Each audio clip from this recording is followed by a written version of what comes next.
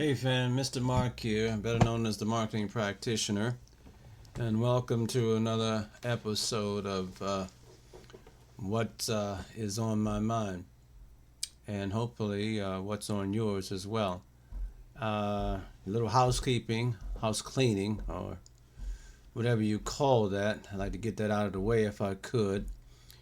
Please subscribe to the page. Don't forget to check the links at the bottom of the video and visit my website at www.themarketingpractitioner, where you can receive free training if your desire is to start an online business. The free training will show you how to do that, how to make money online, and all aspects of growing your list of customers, as well as how to promote your product should you decide on a product.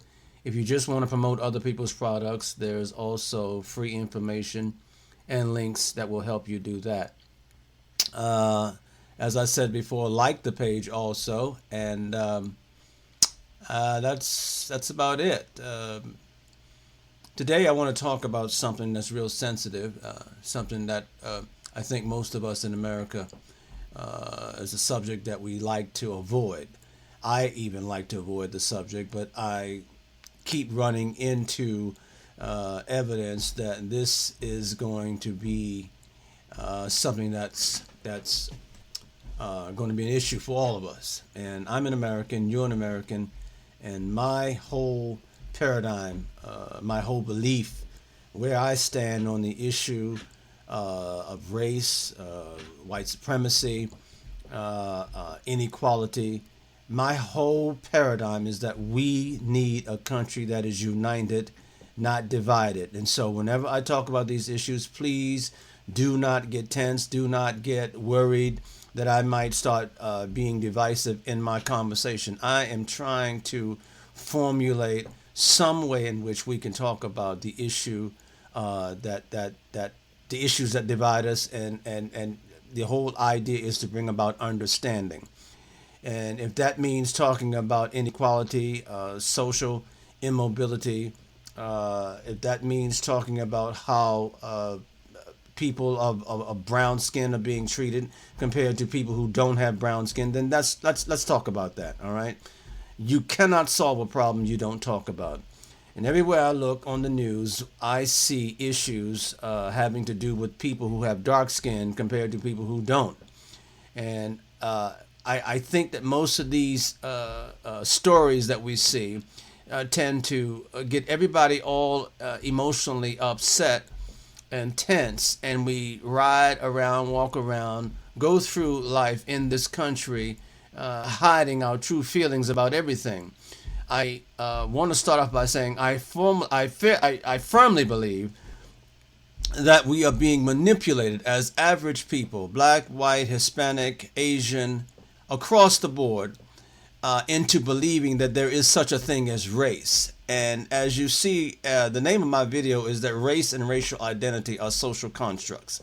I think most of you deep in your heart of hearts know this. I don't think you understand exactly the origin of race, the origin of the word, the etymology. I think that is a good place we can start to talk about the issue of race, what it means, why we use it, and where it comes from, and how it continues to divide rather than unite. And so I want to start a conversation, if I may, if you don't mind.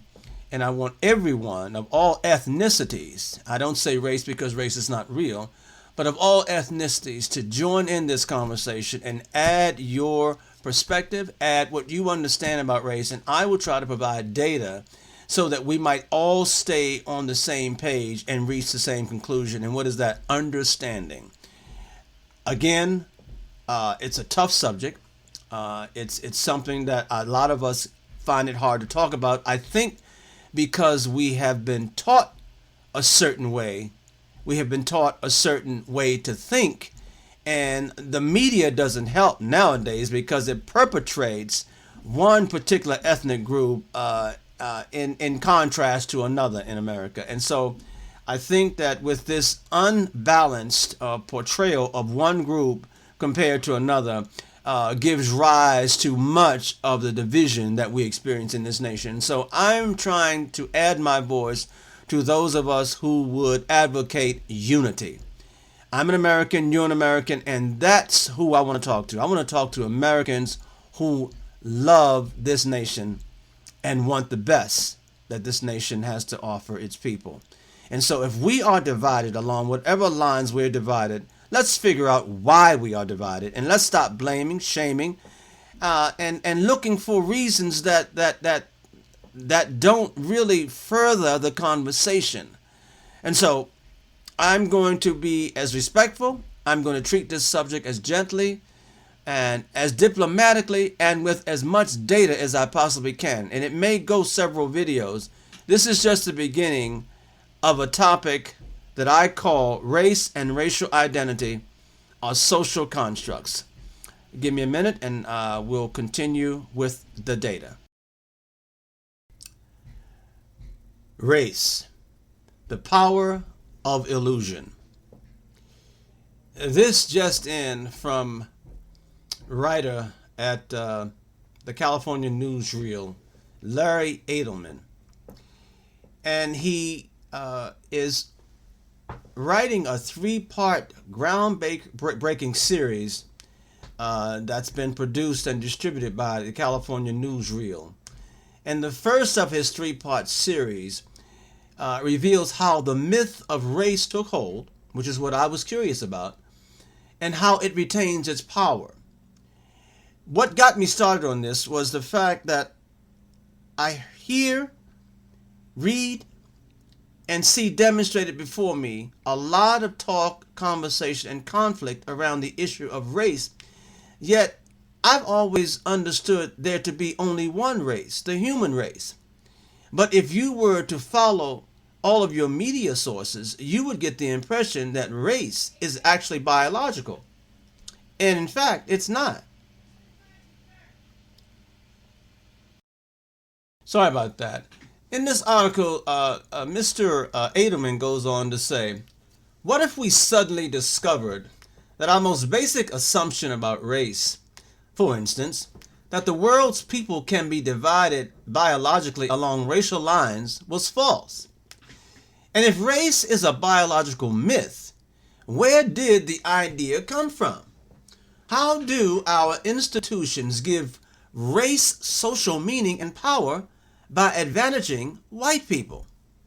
Good question. These are just a few of the questions raised by Race, the Power of an Illusion, California Newsreel's provocative new PBS series produced in association with ITVS. It is the first documentary series to scrutinize the very idea of race through the distinct lens of science, history, and our social institutions. The series is narrated by CCH Pounder, The Shield, by asking, what is this thing called race? A question so basic it is rarely raised. Race, the Power of an Illusion, challenges some of our most deeply held beliefs. Ethnic cleansing, affirmative action battles, immigration restrictions all place race at center stage in contemporary life. Race is so fundamental to discussions of poverty, education, crime, music, and sports that whether we are racist or anti-racist, we rarely question its reality. Yet recent scientific evidence suggests that the idea of race is a biological myth. And there's much more data on this. I'm just reading one article, one series. A myth that is as outdated as the widely held medieval belief that the sun revolved around the earth. Anthropologists, biologists, and geneticists have increasingly found that biologically speaking, there is no such thing as race. So why do we keep using that word? Because it's being pushed. We're being culturally conditioned to use it. And we never question its origin, its meaning, or whether or not it has any real relevance to real people. Modern science is decoding the genetic puzzle of DNA and human variation, and finding that skin color really is only skin deep. However invalid race is biologically, it has been deeply woven into the fabric of American life. Race, the Power of an Illusion, examines why and how in 3 one-hour installments. Episode 1, The Difference Between Us, surveys the scientific findings, including genetics, that suggest that the concept of race has no biological basis. Episode 2, The Story We Tell, provides the historical context for race in North America, including when and how the idea got started and why it took such hold over our minds. This is what intrigued me most, and this is what I wanted to examine and explore. I think it's important. Episode 3, The House We Live In, spotlights how our social institutions make race by providing different groups vastly different life chances even today, 40 years after the Civil Rights Act. The Difference Between Us, Episode 1. To all intents and purposes, Roxana was as white as anybody. But the 1/16th of her that was black outvoted the other 15 parts and made her a Negro. She was a slave and saleable as such. Her child was 31 parts white, and he too was a slave, and by a fiction of law and custom, a Negro. Guess who said that? Mark Twain, in a book called Pumpkinhead Wilson. Everyone can tell a Nubian from a Norwegian. So why not divide people into different races? That's the question explored in The Difference Between Us, which demonstrates how recent scientific discoveries have toppled our common sense assumption that the world's peoples can be bundled into separate groups. It begins by following a dozen students, including black athletes and Asian string players, who sequence and compare their own DNA.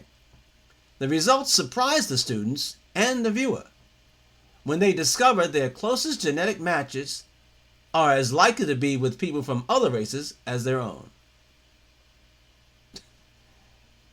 This is why I say this is a fiction, folks. This is why we're being manipulated into dividing.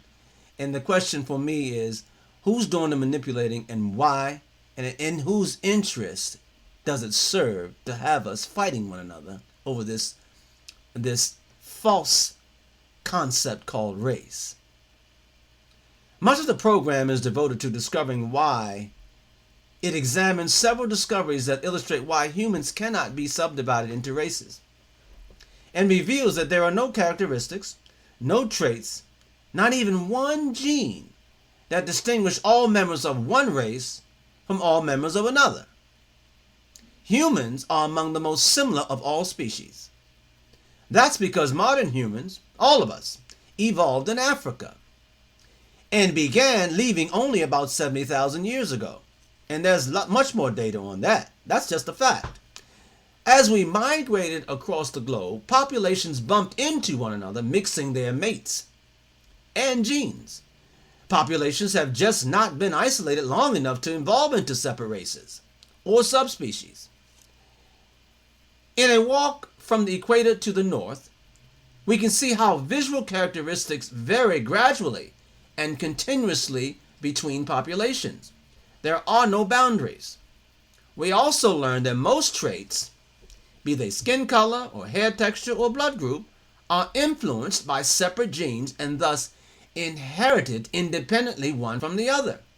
Having one trait does not necessarily imply the existence of others. Skin color really is only skin deep. Many of the variants in our visual characteristics, like different skin colors, appear to have evolved recently, after we left Africa. But the traits we care most about, intelligence, musical ability, physical aptitude, are old and common to all populations. Geneticists have discovered that 85% of all genetic variants can be found within any local population, be they Poles or Hmong or Fulani. It turns out racial profiling is as inaccurate on the genetic level as it is on the New Jersey Turnpike. Certainly, some gene forms are found in greater frequency in some populations than others, such as the gene variants governing skin color, and for some diseases like Tay-Sachs and sickle cell. But are these markers of race? The mutation that causes sickle cell, we learn, was selected because it conferred resistance to malaria. It is found among people whose ancestors come from parts of the world where malaria was common. Central and West Africa, Turkey, Arabia, India, Greece, and Sicily, but not Southern Africa. Yet we have a long history of searching for innate racial differences to explain differential group outcomes, be it disease, SAT scores, or athletic performance. In contrast to today's myth of innate black athletic superiority, 100 years ago many whites felt that high African American disease and mortality rates were caused not by poverty, poor sanitation, and Jim Crow, but because black people were inherently infirm and destined to die out.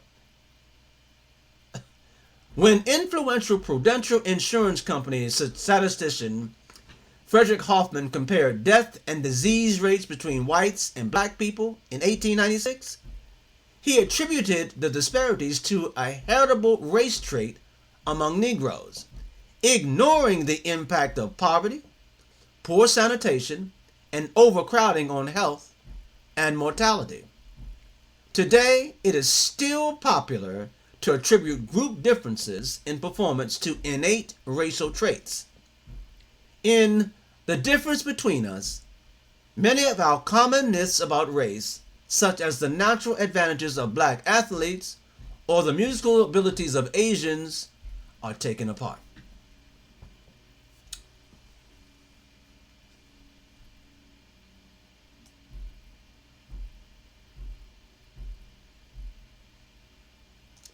In episode 2, The Story We Tell,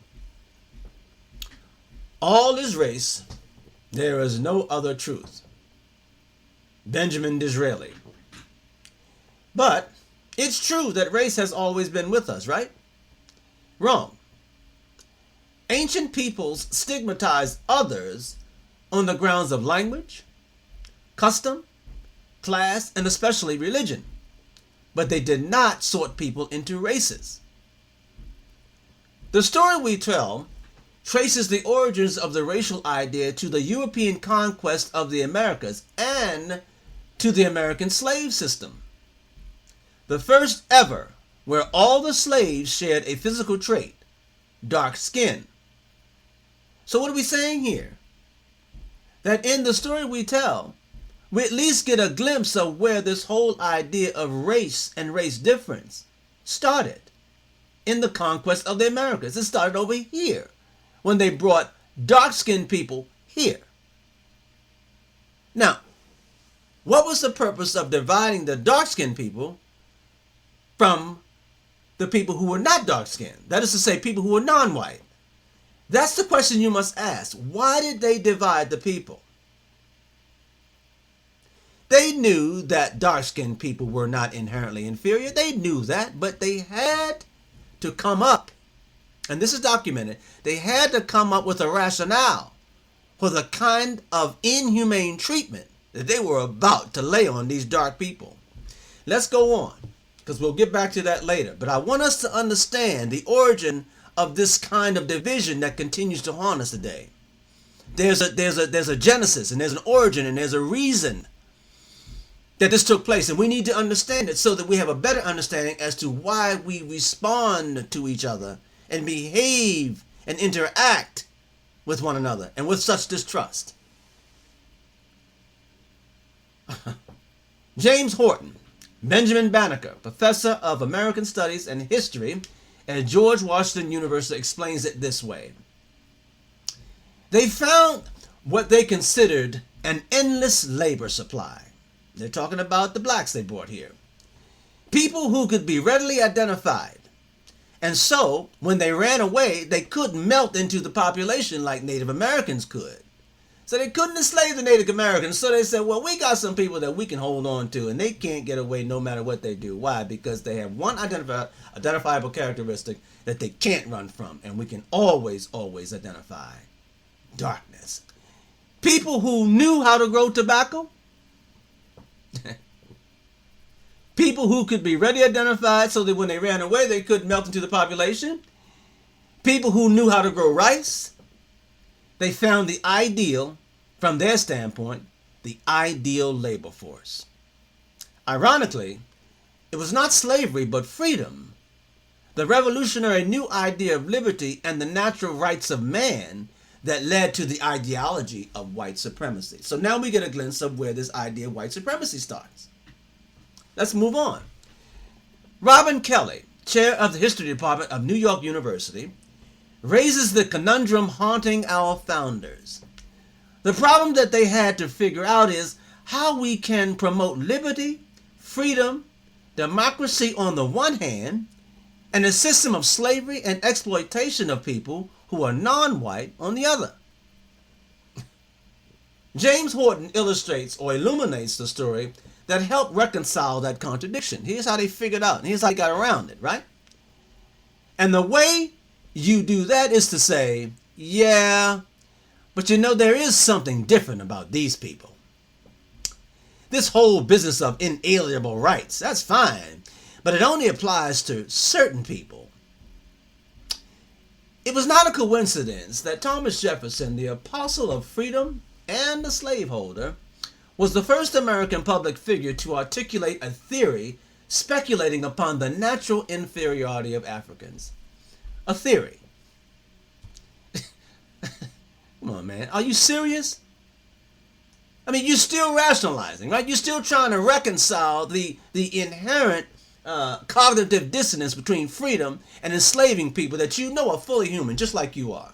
So what do you have to do? You have to make yourself believe that these people are somehow inhuman and so different that that's going to be your rationale. So now you're going to come up with this inherent inferiority of the black race that you've classified and the inherent superiority of the white one. Okay. So this really, really serves your purpose. I got it. I got it. Okay. Similar logic rationalized the taking of Indian lands. When the civilized Cherokee were forcibly removed from their homes in Georgia to west of the Mississippi in 1838, 1 in 4 died in what became known as the Trail of Tears. President Andrew Jackson defended Indian removal. It wasn't greed causing the Indians to disappear, but the inevitable fate of an inferior people established in the midst of a superior race. I mean, you can make yourself believe anything you want when you're trying to dominate people. All right, but by mid-19th century, with the help of new scientific studies, racial difference had become the accepted common sense wisdom of white America. Race explained everything from individual behavior to the fate of human societies. It conveniently justified manifest destiny, an American annexation of the Philippines. In the new monthly magazine of the late 19th century, and at the remarkable Indigenous Peoples Displays at 1904's World's Fair celebrating the centennial of Jefferson's Louisiana Purchase, we can see how American popular culture reinforced racial explanations for American progress and power, imprinting ideas of racial difference and white superiority deeply into our minds. You're getting a glimpse of how this all started. You're getting the story right here. The story we tell is an eye-opening tale of how deep and enduring social inequalities came to be rationalized as natural, reflecting not our social policies and public practices, but nature's way.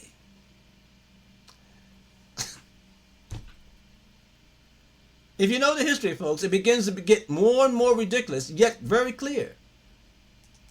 And it helps us to stop fighting over something that was created. and designed for the purpose of power. In episode 3, The House We Live In, there's a statement that says, Virginia law defined a black person as a person with 1/16th African ancestry. Florida defined a black person as a person with 1/8th African ancestry. Alabama said, you are black if you got any African ancestry at all. But you know what this means? You can walk across a state line and literally, legally change race at that time. Now, what does race mean under these circumstances? You give me the power, I can make you any race I want you to be, because it is a social, political construction. James Horton, Benjamin Banneker, Professor of American History, George Washington University. Finally, but if race doesn't exist biologically, what is it? And should it matter? The final episode, The House We Live In, is the first film on race to focus not on individual attitudes and behavior, but on how our institutions leave different groups differently disadvantaged or differently advantaged. Its subject is the unmarked race, white people. The shows makes visible the benefits that quietly and often invisibly accrue to white people. And again, everybody stay calm, because we're having a conversation here. We need to learn and we need to understand what's happening here, because we're the victims, both black, white, whatever ethnicity you might be. We're all being victimized. So let's understand where this really comes from, and let's fight back together.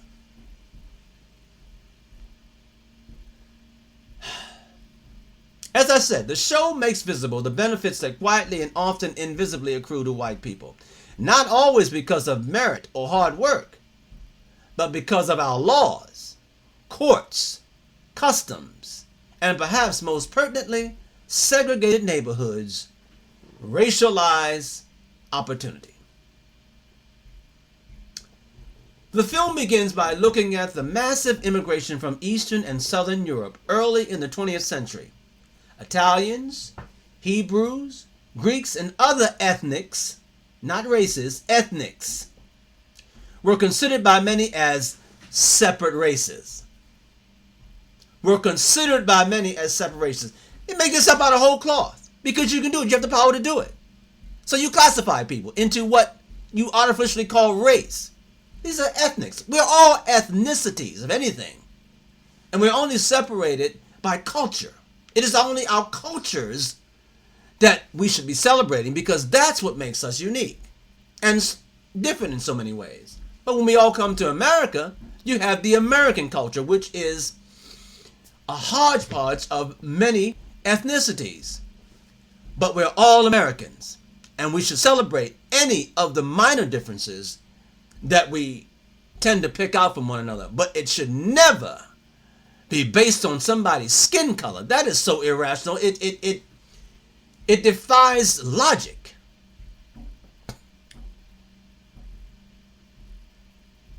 Their whiteness had to be won. That is to say, the Greeks, the Hebrews, and Italians had to win their whiteness. They had to become white. I have a book on that one as well, how they became white, or how whiteness was invented. I think that's the name of it, by the way. But who was white? The question asks. Who was white? The 1790 Naturalization Act had limited naturalized citizenship to free white persons, right? In 1915, Takeo Ozawa, a Japanese immigrant who had attended the University of California, appealed the rejection of his citizenship application. He argued that his skin was as white as any white person. But he also argued that race shouldn't matter. What mattered most was one's beliefs. The Supreme Court ruled against him, saying that Ozawa may be white, but he was not Caucasian. And according to scientific evidence, only Caucasians could be white people. This is where it really gets confusing, because if you have a social construct, you really don't have a biological argument, but they're trying to turn it into one. Watch this, and watch how we are being manipulated as average people to believe the things we falsely believe. Several months later, Bhagat Singh, a South Asian immigrant and U.S. Army veteran, argued that he should be granted citizenship since scientists classified Indians as Caucasians. Okay, now we know. Let me go on. The court, refuting its own reasoning in Ozawa, said, Thin, this guy, this South Asian, may well be Caucasian, but he wasn't white. Okay, so now we're going to change it back. Petition denied. After World War II, all white suburbs like Levittown popped up around the country, built with the help of new federal policies that directed government-guaranteed loans to white homeowners. Real estate practices and Federal Housing Administration regulations, including redlining, which originated as explicit government policy, kept non-whites out. In moving to these segregated suburbs, Italians, Jews, and other European ethnics, once considered not quite white, blended together and reaped the advantages of whiteness, including the accumulation of equity and wealth as their homes increased in value. So you begin to see how people who were non-white to this day suffer from that lack of wealth accumulation. Government policy, not individual whites or anybody else. You don't have the power as individuals to do this. Government has the power to do this, and government perpetuated this inequality. That's why I tell you to pay attention. That's why I say we are wasting our time arguing over crumbs when people who are 50 times more powerful than ourselves are actually doing the manipulating. And I say, stop it. Let's say no to it. Where was I?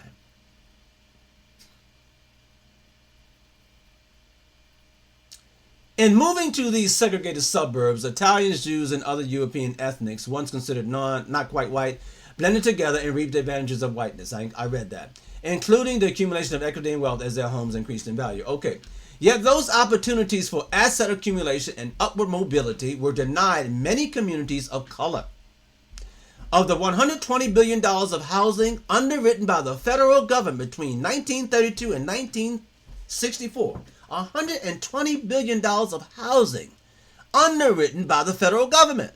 We're talking about white people who were subsidized by the federal government. $120 billion worth.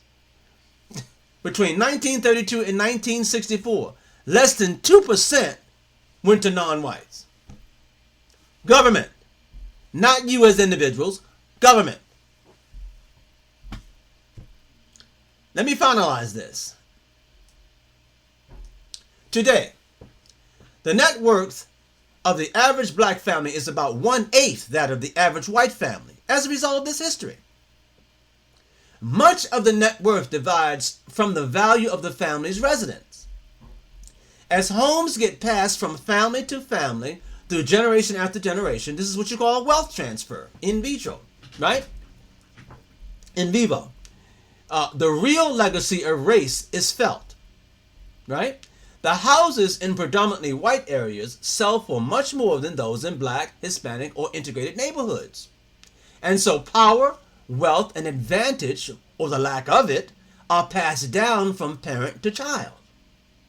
The starting line for the next generation is drawn at different points on the field. Surprising new studies reveal that the performance gaps in test scores, graduation rates, welfare usage, and other measures between white and black people disappear once this family wealth gap is taken into account. This one reason why colorblind policies that pretend race doesn't exist are not the same thing as creating equality. It is why Supreme Court Justice Harry Blackmun wrote in the Bakke decision, To get beyond racism, we must first take account of race. There is no other way. California Newsreel, founded in 1968, is among the country's oldest nonprofit documentary production and distribution centers.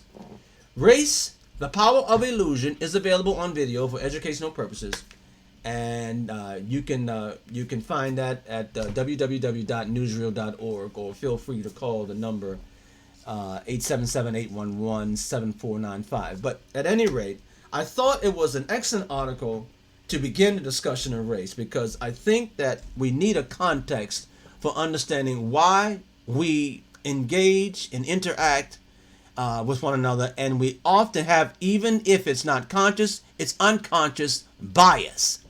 And we need to understand why we have that bias so that we can get rid of the bias. Again, for me, this is about unity. This is about all Americans, not just black, not just white, and any other ethnicity. I'm about unity. And I hope that most of you who are watching this video feel the same way. Chime in, give me some feedback, and let me know if this is the kind of commentary you find useful and helpful. Until the next time, don't forget to like the channel, don't forget to subscribe, and check out the links at the bottom on how you might create wealth for yourself by opening up your own online business with free training from my website at www.themarketingpractitioner.com. See you in the next video. Thanks, everybody. Be safe.